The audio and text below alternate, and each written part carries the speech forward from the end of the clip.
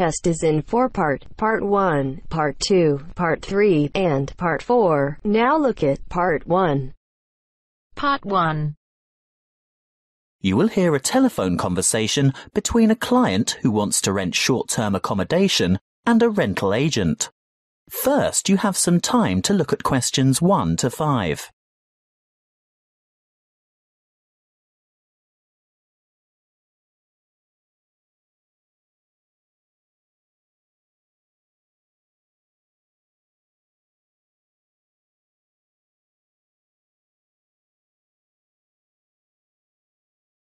Now we shall begin. You should answer the questions as you listen, because you will not hear the recording a second time. Listen carefully and answer questions 1 to 5. Good morning. Ace Accommodation. How can I help you?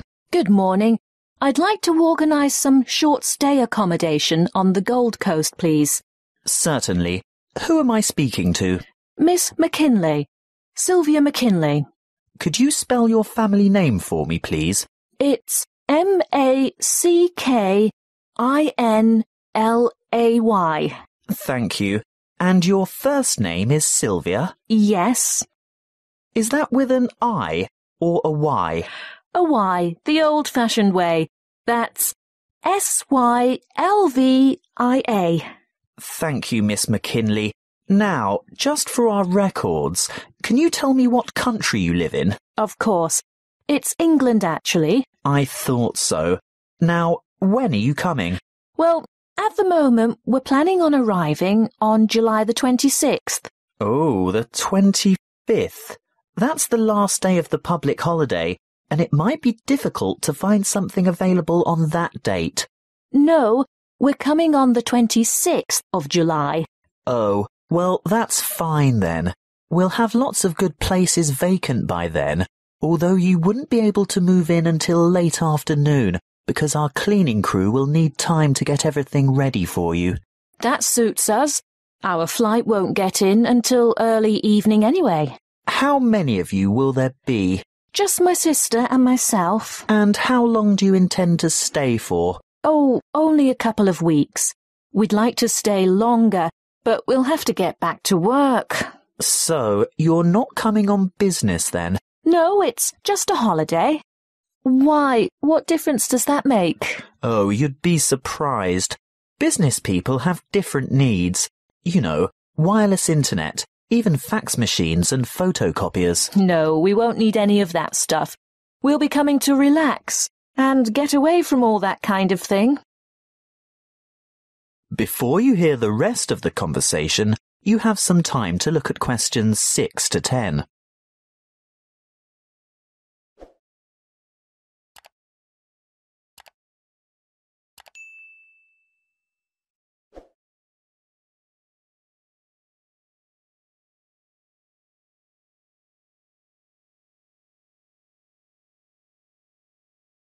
Now listen and answer questions 6 to 10. Good. Now, what exactly are you looking for? A house, a duplex, or an apartment? What's a duplex? Oh, that's what you might call a townhouse or a unit. You know, 2 houses semi-detached on the same property. Oh, I see. I think an apartment will suit us just fine. And how many bedrooms? 2. 1 or 2, it depends on the size. My sister and I don't mind sharing if it's a decent-sized bedroom with 2 beds. Well, that makes it easier. And car parking? Will you require a lock-up garage? They're a little harder to find with an apartment. We'll have a hire car, and as far as I know, there are no regulations concerning car parking. I think as long as it's not parked on the street and it's secure, there shouldn't be any problems. OK.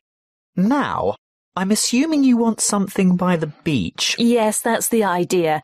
We want to enjoy the surf, sand and sunshine. OK, but before we settle on an area and discuss your price range, I'll need to know about other necessities. What do you mean? Well, for example, do you want to be close to a shopping mall or the casino or the fun parks? Or do you want to be in a complex with or near a swimming pool? No, none of that really matters to us. But we'd like to have reasonable access to the motorway so that we can drive up to Brisbane to visit friends there. Well, there are quite a few lovely small towns to choose from. There's Main Beach, which is north of Surfer's Paradise, or Mermaid Waters, which is a bit further south, or Palm Beach, which is quite a bit further south. Mermaid Waters sounds delightful. Is it close to the motorway? Well, not really. The M1 is actually closest to Palm Beach, and prices are likely to be more reasonable there too. That's settled then. Palm Beach it is. Now, if you'll just give me your email address, I can send you information about the town and lots of photos. Well, my email is smac13@hotmail.com. And one final thing. How much are you looking to spend per week on accommodation? Do you want something at the luxury end of the market? You know, newly redecorated, great views, all the mod cons? Not necessarily. Could we get something clean, comfortable and reasonable for $1,200 a week? Could you stretch that to $1,500 a week? I've got a property in mind that you'll absolutely love, but you'd have to go to $1,500. $1,200 wouldn't cover it. All right then, but that's our top limit. Good. I'll get onto this straight away, and there should be something in your inbox shortly. That is the end of part 1. You now have half a minute to check your answers.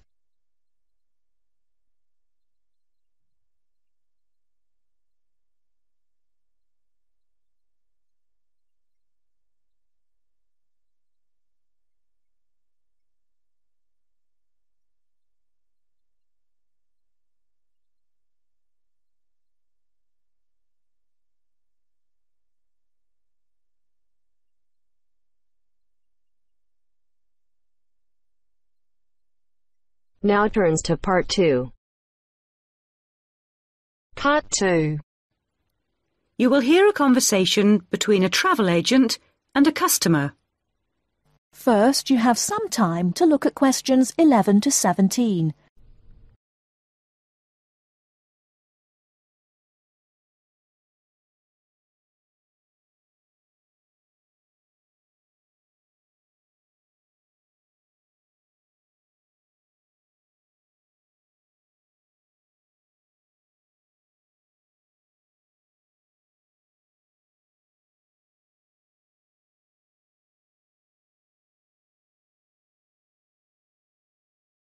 Now, listen carefully and answer questions 11 to 17.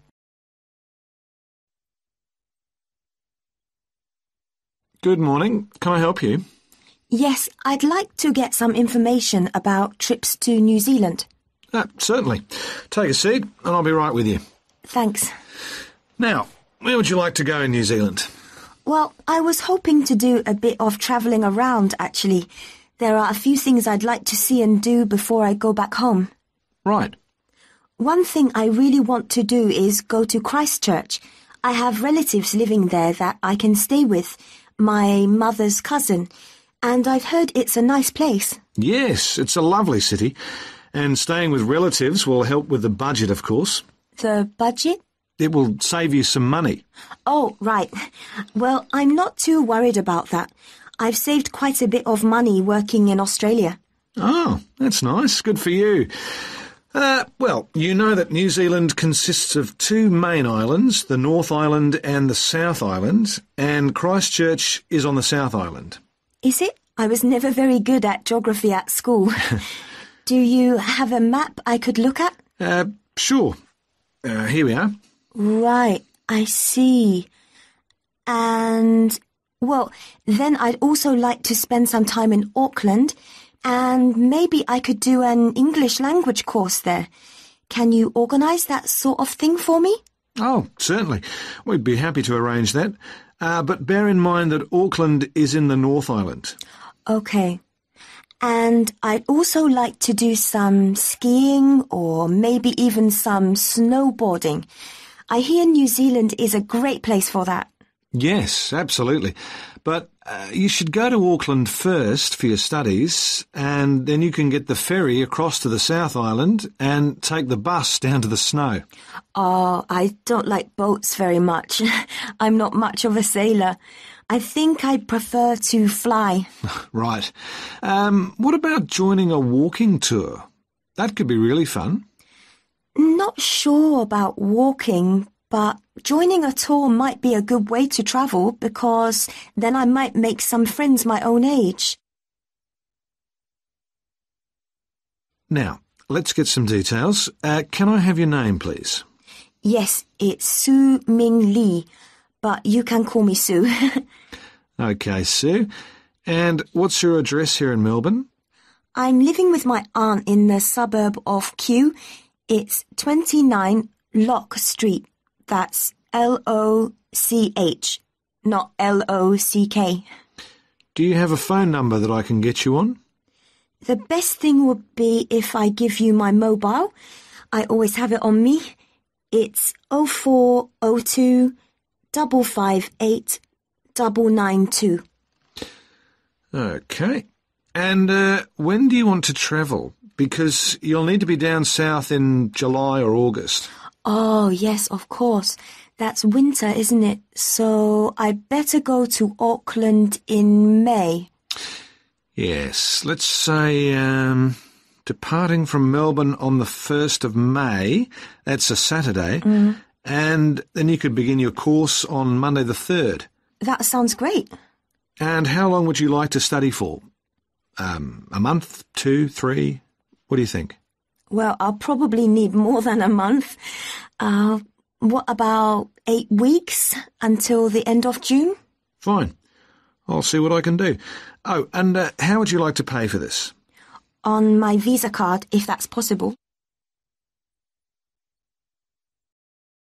Before you hear the rest of the talk, you have some time to look at questions 18 to 20.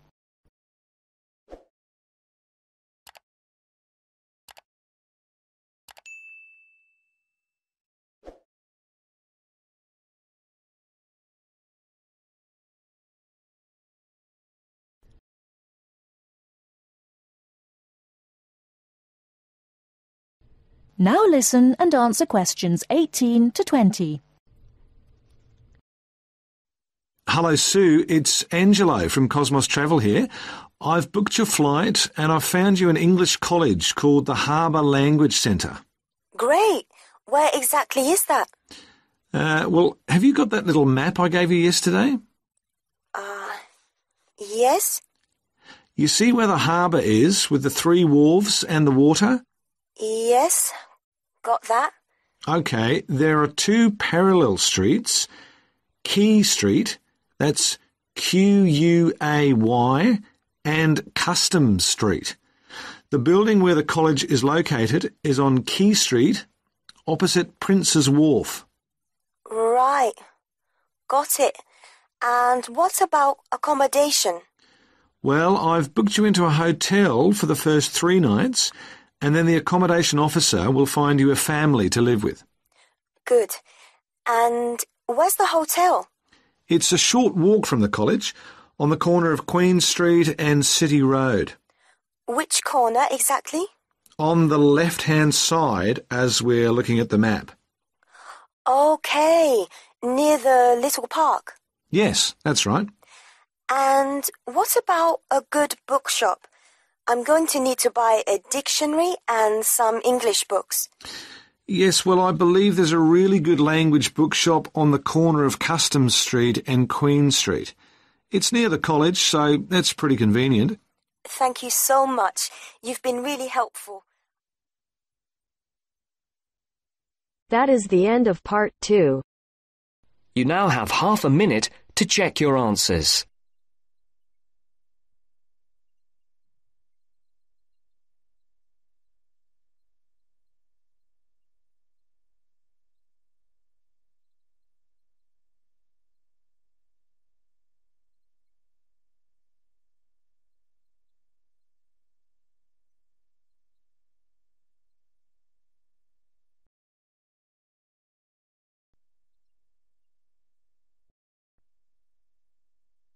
Now turns to Part 3.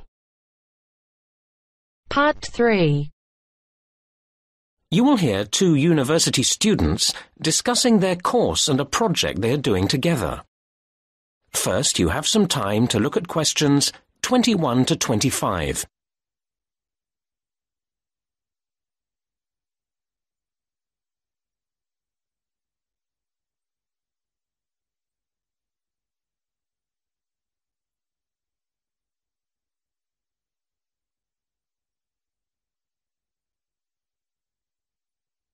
Now listen to the first part of the conversation and answer questions 21 to 25. Hi, Martin. Hi, Kate. How are you? Fine. I'm relieved to have done my presentation. I'm sure. How did it go? Oh, okay in the end, but I was ever so nervous beforehand. It's silly because I do know my stuff quite well. I must know those statistics inside out. But when you have to get each table of results to come up in the right order, it can make you nervous. It was my first time using the computerized projector, and I was sure I was going to get the controls wrong or something. And, of course, that's not a good situation if you know you've got to listen to questions carefully and be ready to answer quickly. But it was fine once you got going? Yes. I do feel that the standard of presentations could be improved in general. I think a lot of the lecturers agree with me, although I don't honestly know what they can be expected to do about it. Students need to appreciate the difference between style and content. Too many presentations are just a mass of detailed content, all very worthy, without any attempt to engage people's interest. Basic things like looking at your audience's faces seem to get forgotten, and that makes it harder to concentrate on the points made about the research itself. Yes, there are quite a few improvements I'd like to see. Take tutorials, for example. I feel they're often a missed opportunity. I come out not feeling sure about what I've learnt. Week in, week out, I faithfully plough through the reading list, which is fair enough, but then the discussion doesn't seem to extract the main issues. It's frustrating. I know what you mean. Mind you, we have to take some responsibility ourselves. I actually got quite a lot from that skills workshop I went to on taking notes, and I'd like to make similar improvements in the next semester. The reading list we get has several websites each time, and I want to learn to navigate my way round them more effectively. Now, that sounds a good idea. Mind you, it means spending more time in the library. If you can get in. You mean because it's too crowded? It isn't big enough, is it? Well, I don't know. I mean, I like to work late in the evening, and it shuts before I want to finish. But I know you can access the catalogue from a laptop. Which, personally, I haven't got. Actually, the problem for me is that I like to get up early and start work straight away, and they don't start until 9. I wish they'd change that. Now you have some time to look at questions 26 to 30.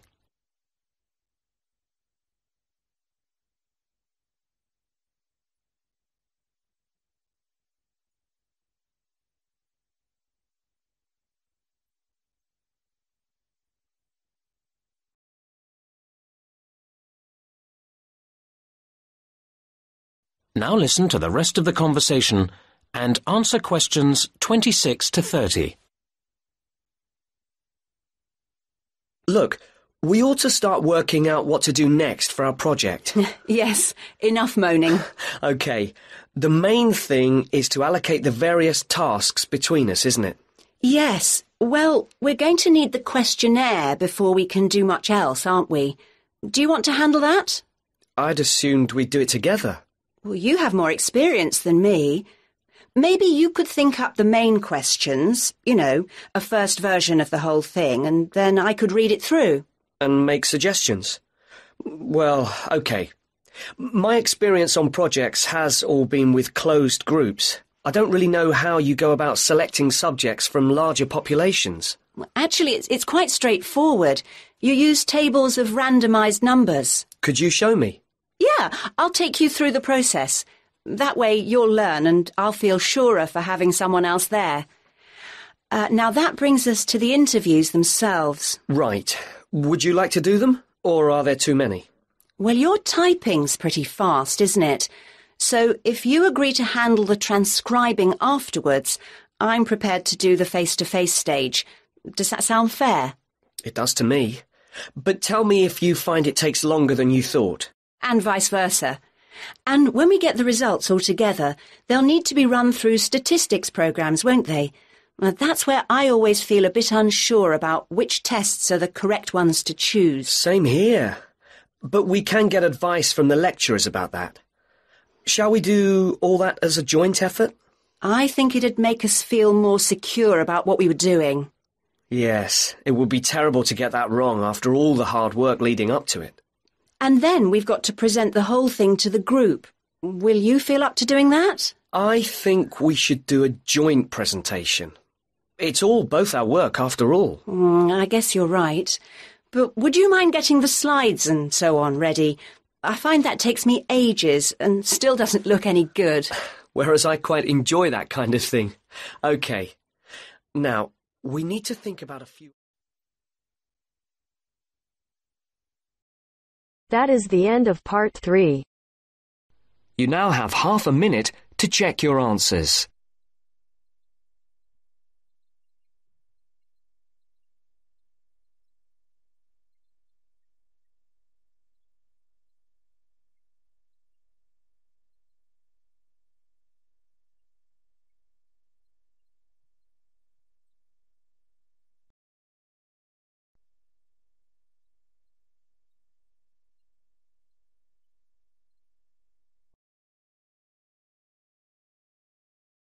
Now turns to part 4.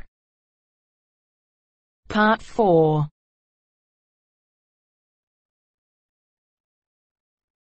You will hear a woman giving a lecture about the positive effects of laughter. First, you have some time to look at questions 31 to 40.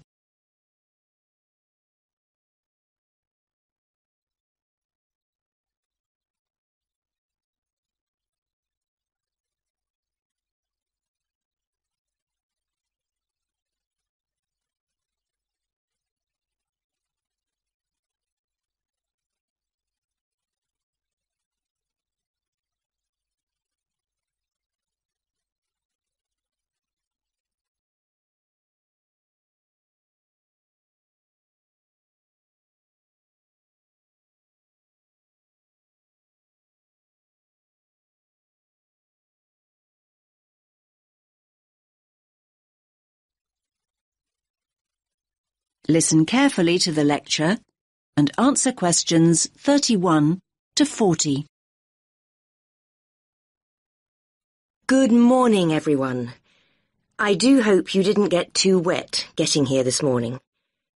The subject for my talk, I think we could all do with some to take our minds off this atrocious weather, is laughter. The laughter I want to look at is specifically related to psychological therapy and the treatment of physiological disorders, something we've been looking at over the last week or so. Now, when we start talking about psychological therapy, laughter isn't something that immediately springs to mind. Therapy is a serious business, and it's generally approached with an appropriate degree of seriousness. After all, people seek treatment and enter therapy for serious reasons. They're often at critical junctures in their lives, and they need professional help. The question is, how is it that laughter can be such a vital part of the therapy process? It's normally identified with humour, and thus generally deemed appropriate only in lighter, more frivolous circumstances, when it's acceptable to find a situation funny. Perhaps this is why so many people in the medical world feel that laughter's frequently misunderstood and undervalued as a cathartic, healing process. Now, humour certainly is one trigger for laughter, but it isn't the only trigger. If we take as a starting point the fact that laughter is a physical process that releases emotional pain, it follows that stress, anxiety and tension may prompt the same response. Psychologists frequently point out that humans don't laugh because they're happy. They're happy because they laugh. Once we accept that laughter and pain are related, We are less likely to be shocked when people laugh in all sorts of painful, even tragic situations.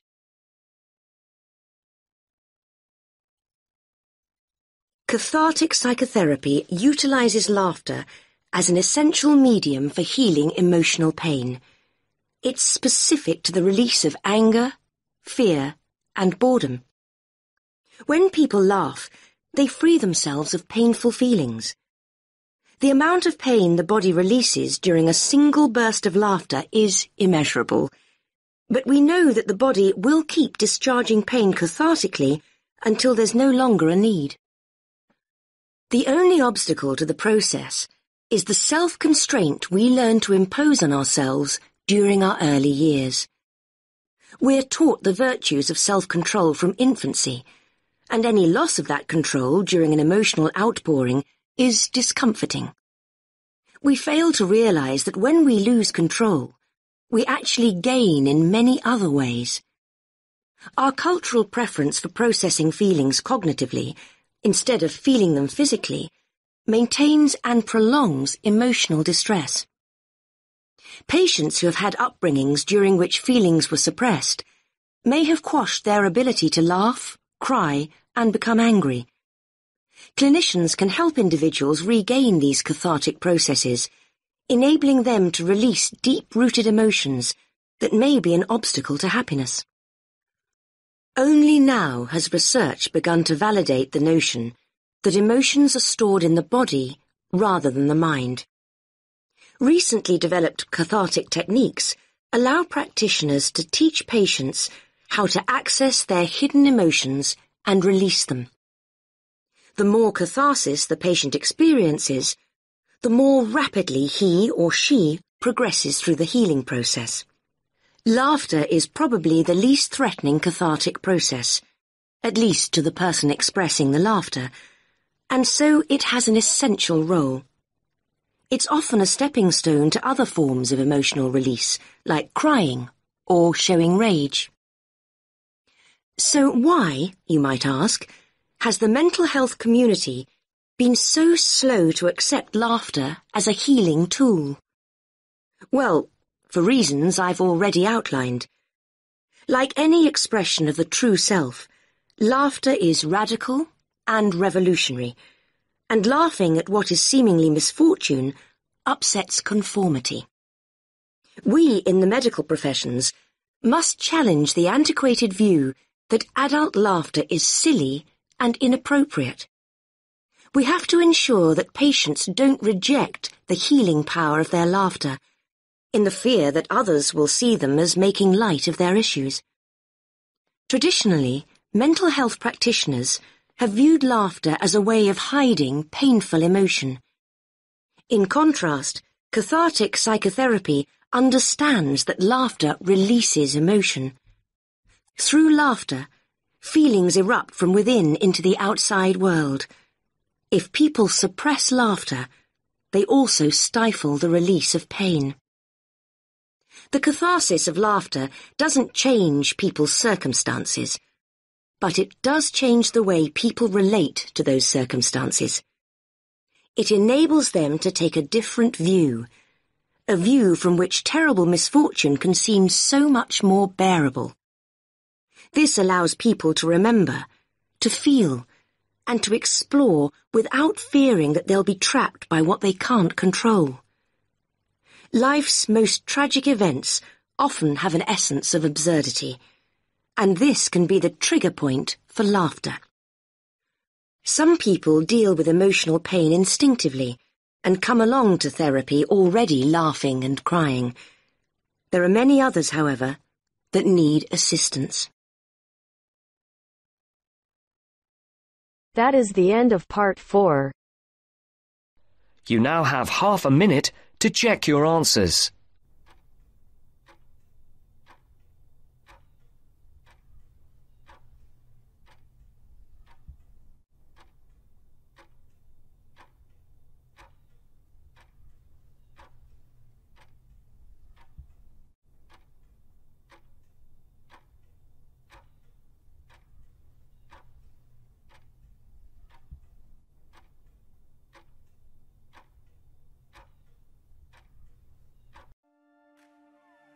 That is the end of the listening test. In the IELTS test, you will now have 10 minutes to transfer your answers to the answer sheet.